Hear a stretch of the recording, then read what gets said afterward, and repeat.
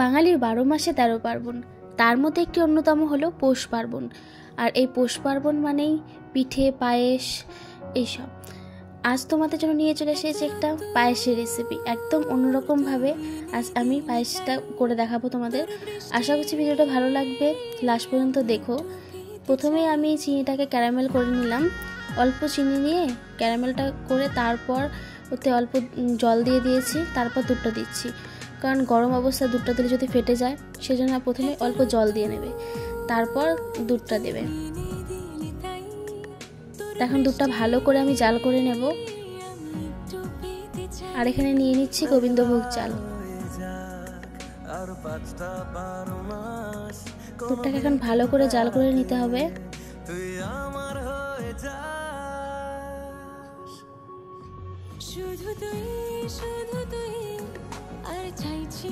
এখন এখানে দিয়ে দিচ্ছি 3-4টে এলাচ।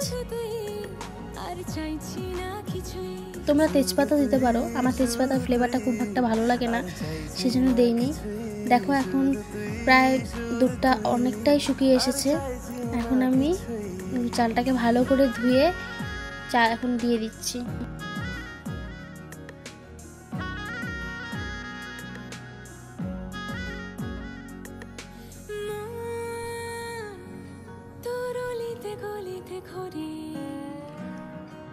চালটা সিদ্ধ হতে হতে এখানে আমি ড্রাই ফ্রুট নিয়েছি, কাজু আর কিশমিশ নিয়েছি। আমি এখানে এটাকে ভালো করে এখন জল দিয়ে ধুয়ে নেব।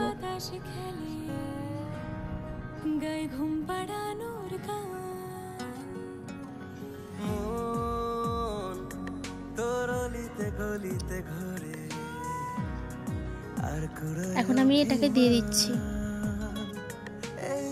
দেখো এখানে একটা ব্লেন্ডার ঘটে গেছে, সব দুধ উতলে পড়ে গেছে।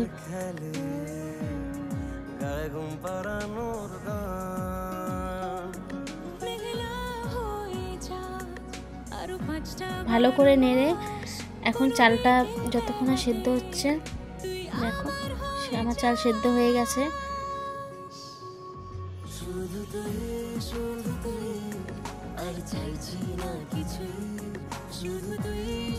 এখন এখানে দিয়ে দেব চিনি।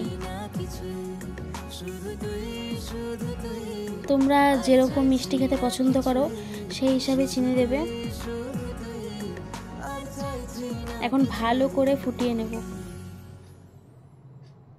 কালারটা কি সুন্দর এসেছে। তা আমার কমপ্লিট। ঠান্ডা করার পর কতটা সর পড়েছে উপর দিয়ে। এখন আমি অন্য একটা পাত্রে ঢেলে নেব।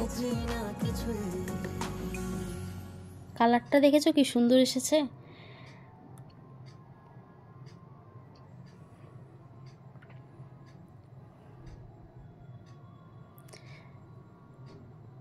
তোমরা পৌষ পার্বণে এরকম একটা পায়েস করতেই পারো, করে জানাবে কেমন লাগলো। আর খেতেও কিন্তু দারুণ হয়, একটা অন্যরকম একটা ফ্লেভার আসে। তো আজকের মতো এখানেই, দেখা হচ্ছে অন্য কোনো ভিডিওতে। Tata, by.